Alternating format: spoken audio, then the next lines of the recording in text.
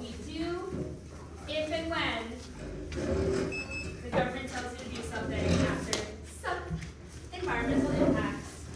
Really appreciate the right of way. Lindsay's already got pencil to paper. If you have anything that is non-dream outerwear, make sure it is away. That backpacks are back in the chair. And all food is away. Really appreciate the focus for this morning. Thank you. You know, teachers be tripping, right?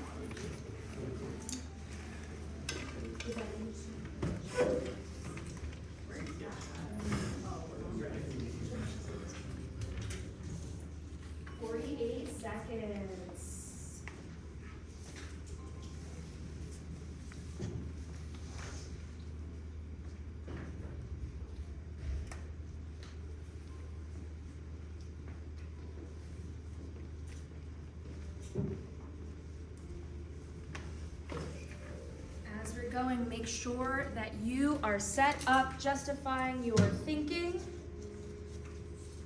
anticipating what is the other side going to say in response.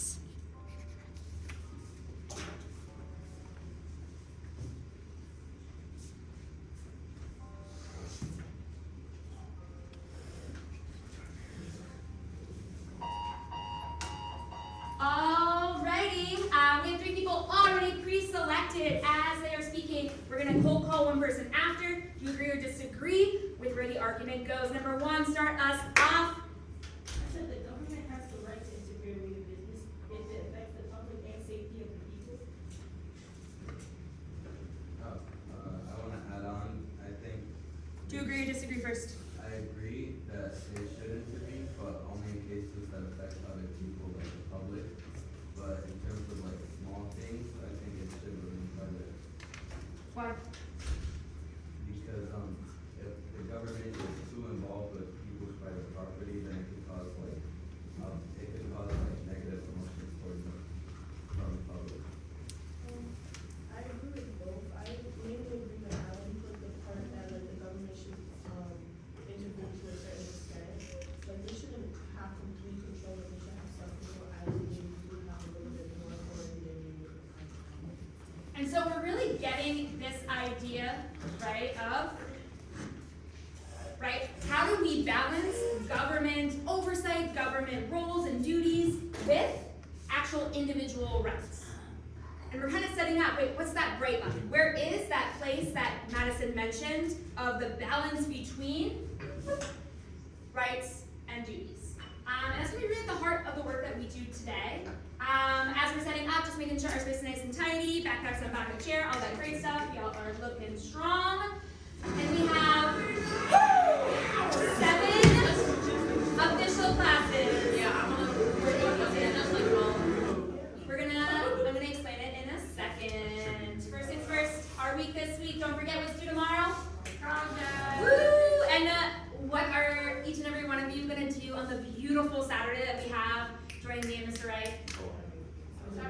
Yay! Saturday school! Really a great opportunity for like practice. We're probably going to prioritize like doing kind of sprint work.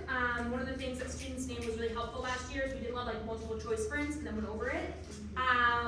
Please come. If you're like, hey, I really want to work on this one specific thing, that's adjust sometime before Friday evening, and we'll make sure that we have that prepared for you as well. Any questions about that? All right, we're all good for our project 2 being submitted tomorrow? Yeah. Great. All right. Next week, regular week. Monday through Friday. Woohoo! What? Next week is a regular week. The week after. So this is the week after next. Yeah, it's the week after next. 11th grade has the U.S. Regents mock on Monday afternoon. You are not taking it. Woo!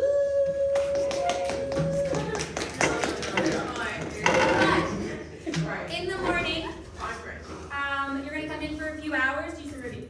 It's going to be chill. It's going to be a review session. You're not taking the exam in the afternoon, but we do want to make sure that we're still getting some review and practice. Okay? I believe you have seminar on the 2nd. No, we don't. Tuesday should be a normal full day of school. Yeah. Normal full day. Wednesday. Thursday's where things are really exciting. Some students last year said it was their favorite part of last year in history.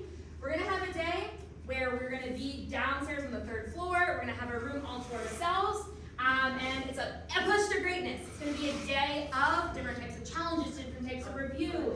We're gonna have, see? I'm really trying to push up the jokes, you know? And we're gonna start with like a hot breakfast for everyone in the morning. So you'll come in, we'll have like eggs and waffles and toast and all of that. We're gonna do different types of reviews, looking at what we predict might be some of the big topics that could appear on things like the DBQ and LEQ. But it's really like an opportunity for you to feel as fresh and prepared as possible with an early dismissal at 2 o'clock. That way, all your studying is done, you can go home, rest, go to bed early, and be ready Friday a.m. to crush it.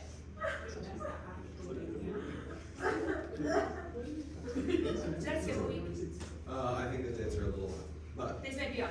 I it apologize. is in 2 weeks from now. So Sorry. I mean, The place is great, the dates are not. So Thursday, Friday, They have, I think they have an exam, I don't know, they have something else. But you all are exempt from classes and you're gonna be within that space. Okay? But just wanna say students last year, one, said it was extremely helpful, and two, like, it's a lot of fun. We have a lot of prizes, we're gonna have a lot of food, a lot of snacks, all that kind of stuff, okay? Really excited.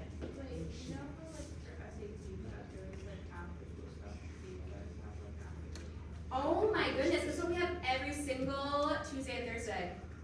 Office hours, please, please, please make sure you're coming. I'd say if you wanted to and you came on one of the other days that we could reschedule something next week or the week after, I'm willing to also stay and help for. Honestly, if like Monday through Thursday, if y'all wanna come after, just let us know. So if people want to do it, let us know so we can plan on doing that. And if we. So with the 5th of May, with the whole like they push part in the morning, what are we doing since we're not taking them off? You will go home after that. So you're just gonna be here in the morning as like your mandatory school for the day, and then you will be dismissed while all of your friends It'll go and probably take be it. from like 9 to 11, also like till yeah. Yeah. Cause we have to then prep for the exam for the other kids, so that's when we have, can stay with you all. Yeah.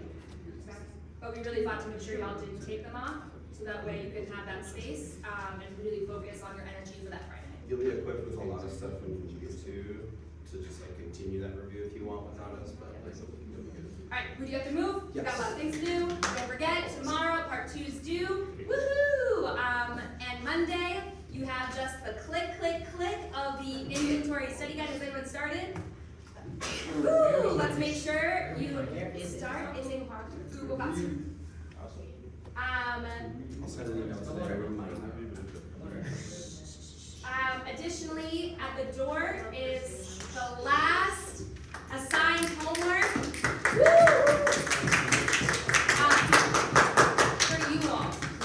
For you all, because y'all are doing extra work right now, so don't tell them with the other periods. It's at the door though, it's gonna be due next Thursday, so a week from today. Alright, so again, we're not getting stressed, right? We are just starting to amp up the studying because we're calm, we're confident, we're prepared. To do this, we're gonna be looking at our topic for today, Nate, which is what? Evaluate the extent to which the federal government's role in environmental protection changed from the 1900s to 2020. Alright, evaluate means what?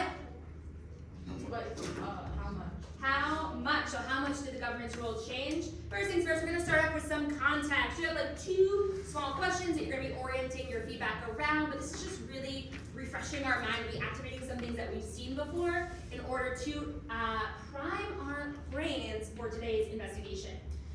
First things first, right? We're thinking about the environment at the very earliest part of American history, right? There was a deep sense of appreciation of nature from indigenous communities, right? It was seen as wholly as a central core of their beliefs and of their spiritual guidance.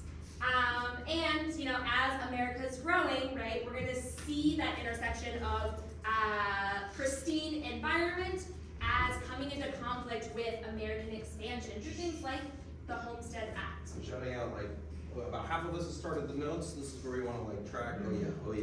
Bullet points. Thank you. Right.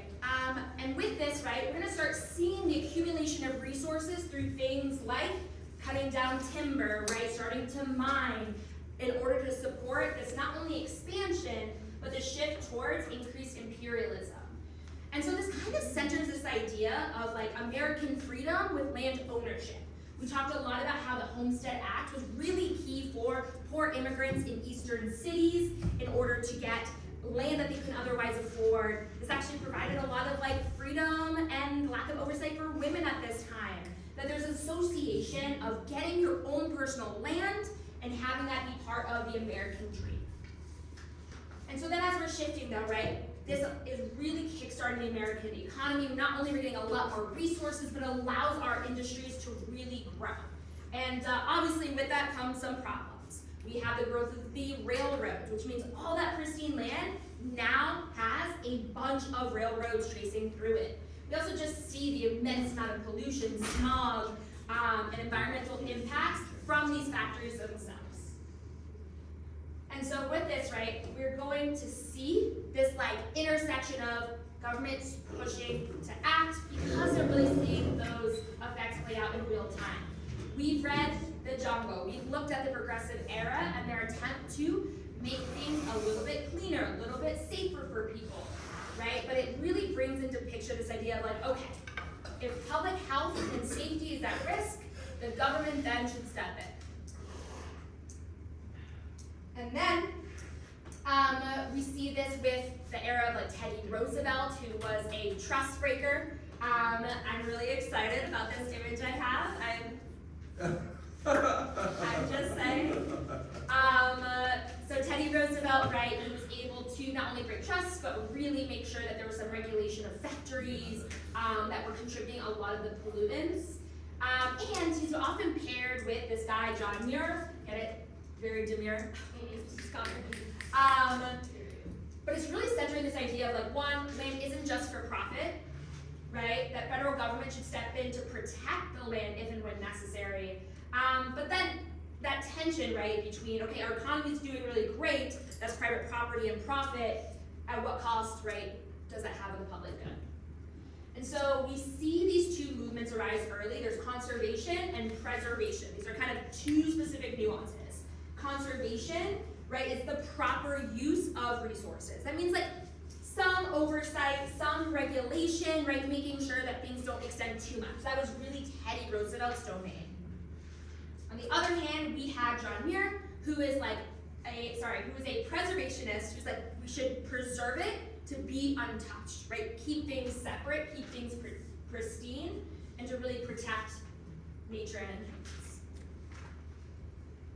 And so as we're thinking about this, right, we see the growth of this in the early 1900s. Teddy Roosevelt grew up a really, really sick child. And he's like a super bigger than life personality as a president. And part of the reason why is he was taken out to go hiking all the time. So he sees within himself a really, really important part is getting people out into nature, getting people out hiking, doing things that are physical. And it helps do things like contribute to the national forest system. Right? And so while they are both trying to protect the environment, there are different approaches that they are using. In different ends. Supporting it versus protecting it. I'm gonna skip this for now. And so then if we skip forward a few presidencies, we're gonna get to the New Deal, where we looked at things like the CCC, which was allowing America to not only build roads, but start to really create some of the systems of the national forests, national parks.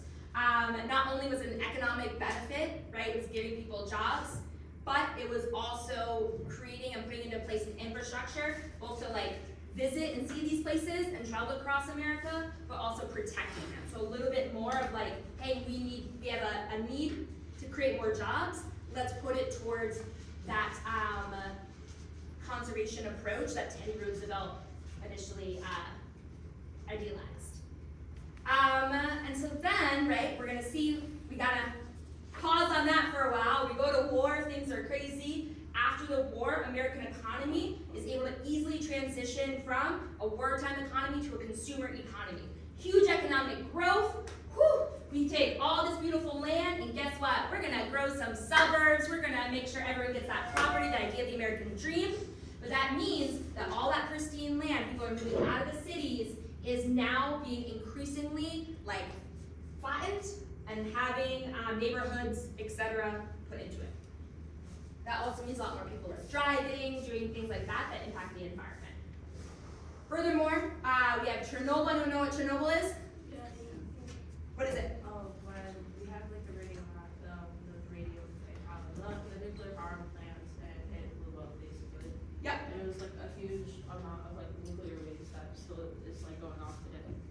A like truly terrible nuclear meltdown that had effects not only across like most of the world at the time, but continues to affect that space now in terms of like radioactive listening. Furthermore, we have things like Silent Spring, which is a famous book that came out, just really heightening fears around nuclear energy.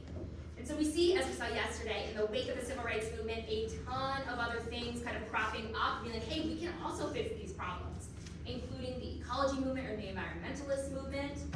Got things like Earth Day, which was just the other day. And right, even to this day though, we still have this tension of environmental justice. Who gets protected?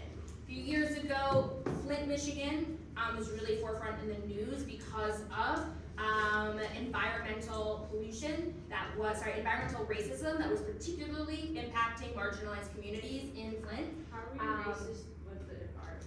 Sorry? People in the environment. Oh. Their land, they don't care for it, and they mistreat it, so the people who are there are more than likely minorities. Yes. Thank you, Madam. Professor Salgado. And so like as we see, right, we have a bunch of these acts that have like accumulated over time, and we're gonna really deep dive today into the role of government within this space. And so first, I wanna make a hypothesis. You can rip off that last page. Oh, what a rip. Hey, that joke is terrible. Finally, a new one. Oh my god, I said that most times. All right. Don't pay per joke. Oh. It's the morning. 1 minute, 30 seconds. I want you to think at this moment in time, how much do you think the government's role actually changed? It's gonna be at the top where it says hypothesis. Pick your number for how much. Include some rationale. Let's see what we got. Here we go. Jumping right in already, weighing in. Don't worry necessarily about being right or wrong at this moment. What is your hypothesis? Jeremiah already jumped in right on in.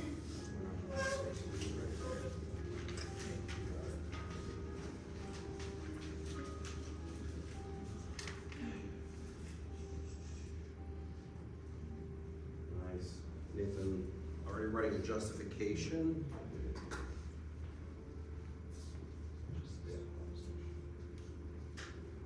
Just a quick. About 20 more seconds. This is just you taking stock in this moment. Where's your thinking before you jump into the investigation, the documents themselves. Shouting at Kareem for using abbreviations. You can write more faster for your own personal gain here. Alrighty, super short. This is just for you, where you're at in this moment. We're gonna come around for that quick grade. And you're gonna jump into the sets 1 through 4. Just doing, right, DBQ level urgency, quick notes. With at the bottom, just making sure you have an idea, what are the problems, what are some of the government things that you see. Should be averaging about 3 minutes per set. Really excited to see what we have. Jump on in, we're gonna have a structured academic controversy after, so you wanna be prepped, prepared, RTG ready to go. Let's get cooking chefs. Thank you.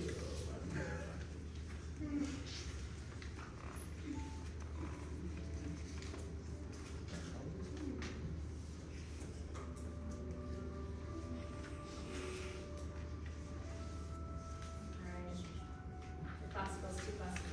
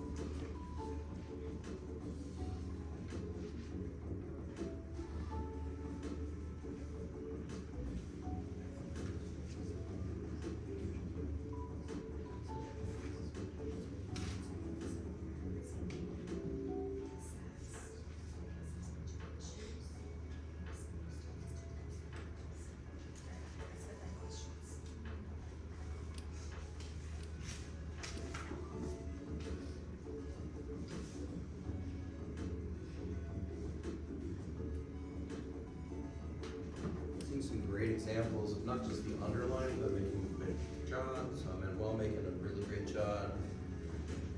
Such as I make a quick underline and then write down to the boxes to write what was important.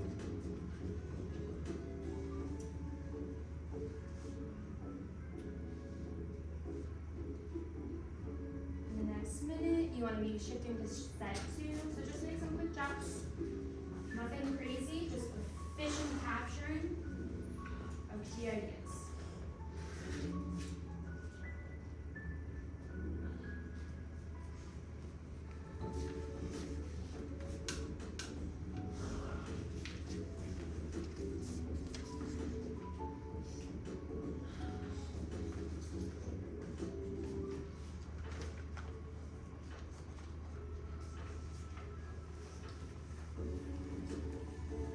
Appreciate how Liz is pulling out the different opinions that are presented here.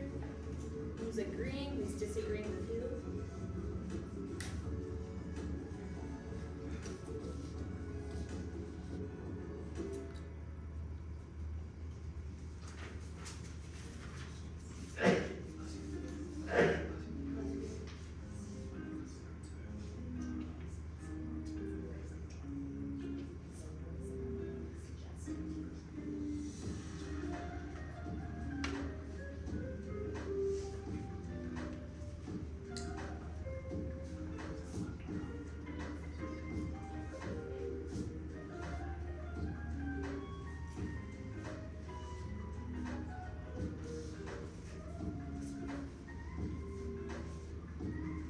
Make sure that you're on set 2, you're not done with set 1 yet. You want to push forward, taking a sense of some of the scope. Change over time.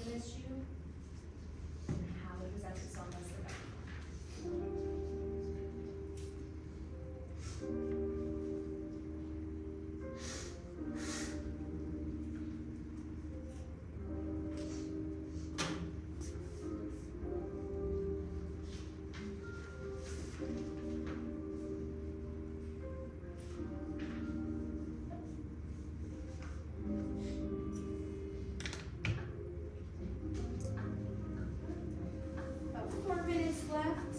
You wanna be shifting to set 4 the next minute or two. If you're like, oh, I'm a little behind, I'm still on set 2. I do recommend like skipping set 3, but also making sure that you kind of see our endpoint for our discussion today.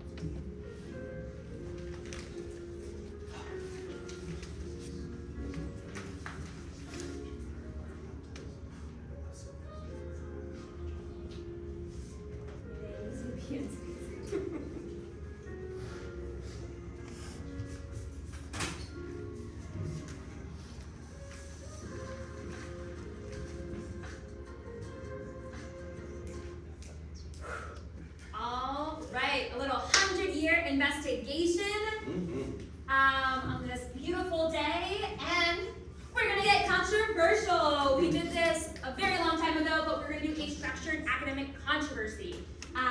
The breakdown is going to be on the sheet that you've already done with your hypothesis, in which you and your partner are going to work on a side, construct an argument, and then you are going to share it with the opposing argument, who's going to be partner B. In this case, it's going to be the team that is closest to the board in sets of 4 is partner A. So we got 4, 4, 4, 4, 4, 4. Wait. Yeah. So these will be the. Oh, yes. Okay. I lied. Yes.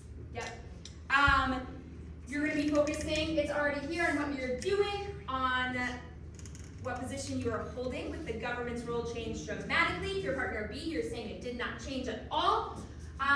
You're gonna spend the first 2 minutes with just your partner crafting your argument. What is your main claim? What's some evidence that you have? And what are you gonna anticipate the other side might say that you can kind of get ahead of? Any questions? Yeah. Okay. Raise a hand if you're A. I think like the first half A. of the room is A, and then the back half is B. Nope, nope, nope. Here. If you're in this A. row, you're A. B. A. B. All right. With your partner, 2 minutes. What is the argument that represents your assigned side? Let's get cooking.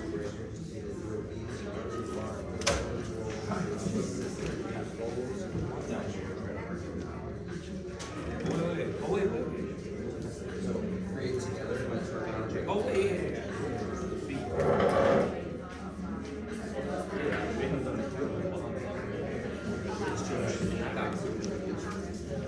And you're trying to They knew about the water source. They didn't take action. That's what they know.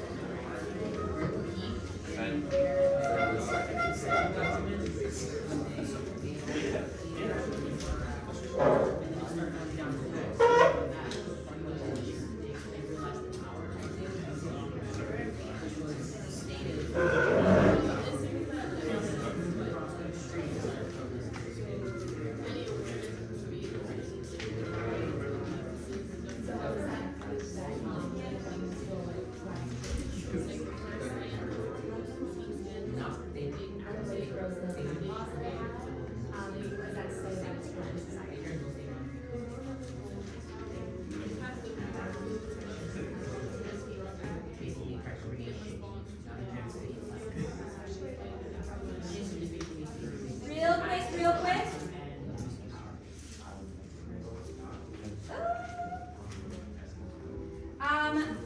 Real quick pause.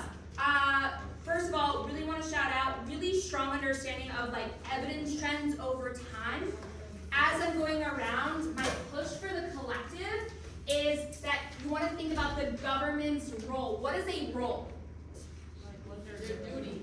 What is their duty, right? What is the space, the job that they are seen to have in society? How is that changing or not changing? Keep that in mind. I'm going to add another minute, give a minute and 30 seconds. Just make sure your team's thinking is grounded in the idea of the role change. Here we go.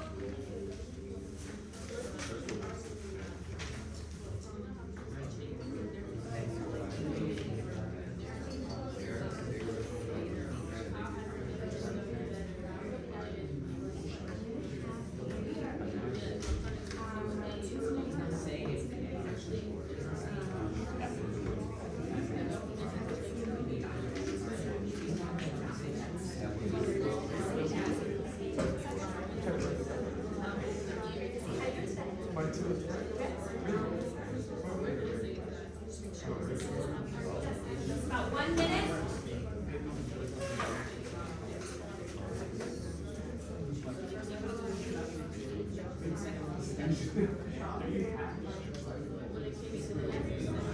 Johnny?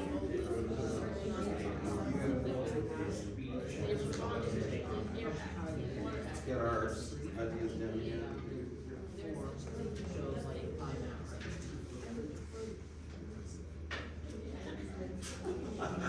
Good.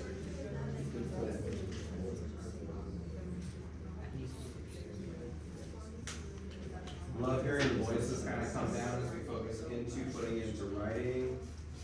Such a great natural class.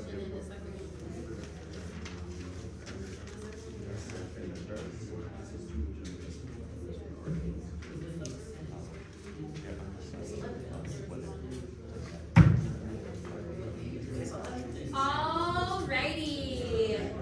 In 3, in 2, in 1. Thank you for bringing it back, Ethan. Thank you, Liz. Thank you, time for Team A or quote unquote partner A to present their findings, right? Both individuals should be chiming in, using evidence to support. This is really you making the case for your side. As partner A or team A is sharing, partner B, you are taking notes on your page, mapping the arguments that they are sharing for their position. Sound good? You have 2 minutes to share your side. Make sure you are fleshing out and really explaining and proving your argument to be true. 2 minutes, go for it, team A. Okay, so can we choose these two? Okay, let's do it.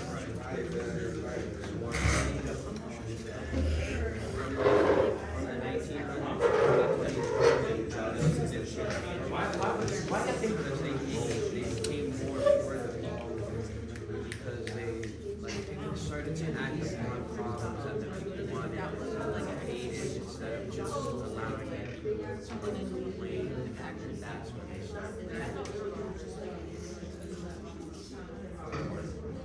For evidence, we brought up Teddy Roosevelt's speech, first source, where he talked about conservation being required to environmental conservation. That there's been, like, for example, the lease they're still talking about this, and then you get our little president, Ronald Reagan, who was talking about how the government actually problem, and it's not the environment, like, because then realizes the government's taking too much power. So they went from not doing anything, just talking about the idea of document to all, so only documenting where they were, like, actually going, putting in acts and actually putting aside. What's your argument? Federal response instead of just like the people being okay. Wait. This was said in counter to like people saying that the government shouldn't act upon private businesses. But Senator George Mitchell believes that the government needs to make a change because our turn, right?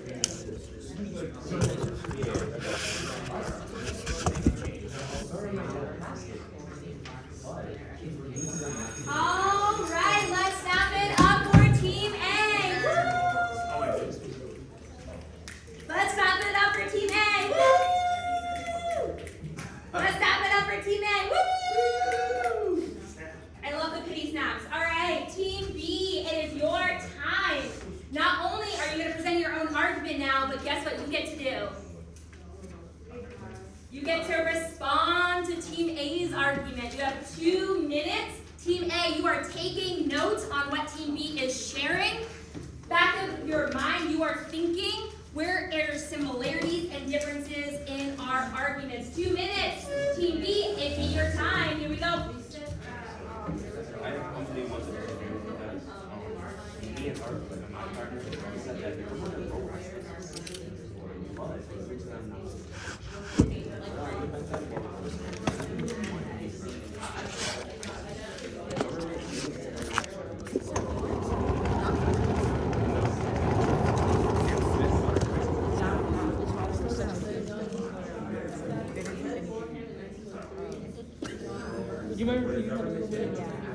So there was original a huge rise in environmentalism.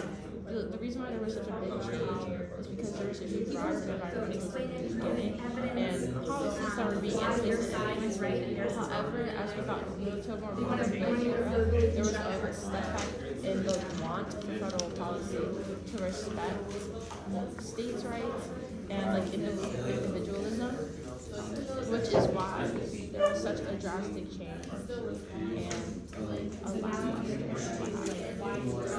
evidence like has said too where the U.S. Environmental Protection Agency in 1973, the Clean Air Act and the Clean Water Act and the Endangered Species Act ensure that the progress does not come to the expense of public health and the environmental collapse. So they took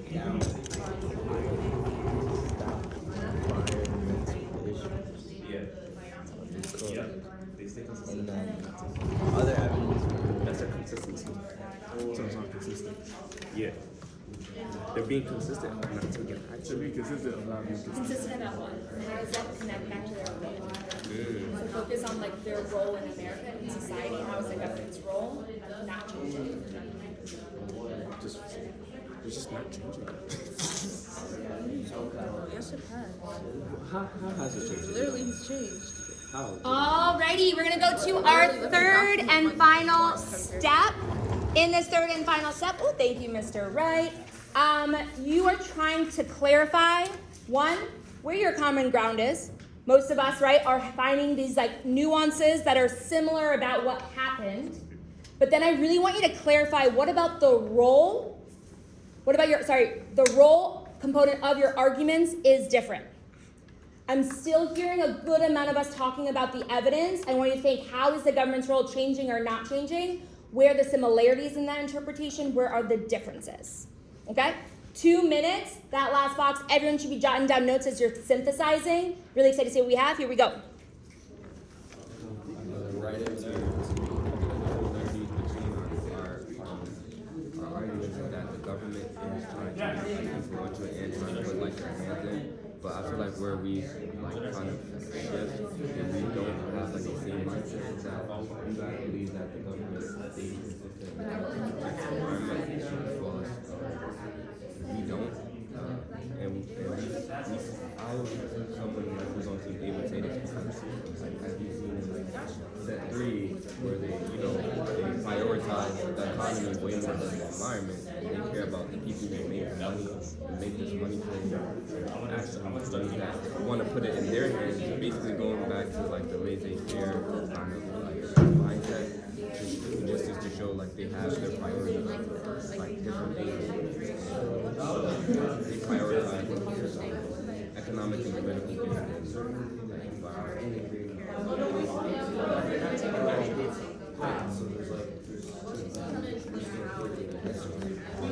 45 seconds.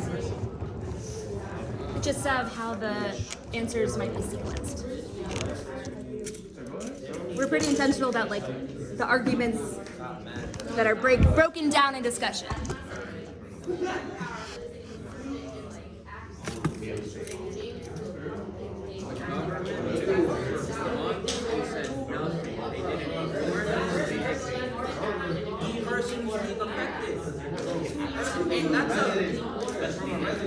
That's being affected.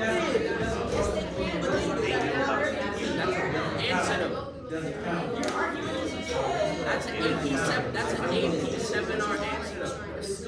That's evidence.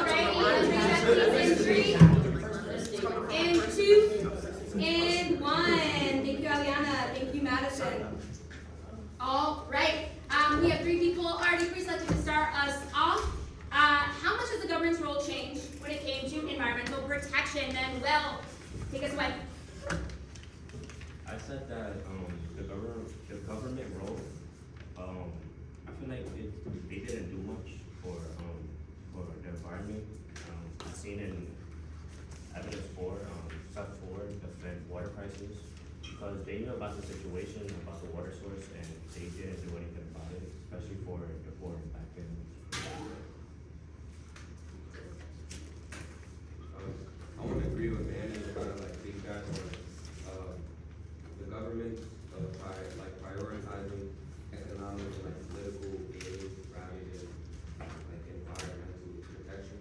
Like if you look at step 3, especially how Ronald Reagan and James Watts decide to basically they want to leave the environment to the people and the private owners.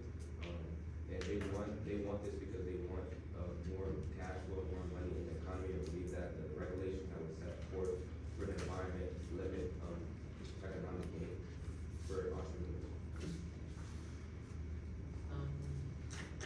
I kind of want to agree, but I changed the way I wrote it a little bit.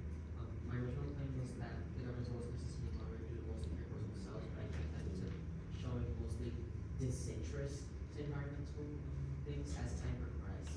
Because back in the 70s and 60s, like they showed a lot of care into like environmental stuff, like the clean track, etc. But as time progressed, we're seeing a massive disinterest with stuff like Ronald Reagan's works, for example, where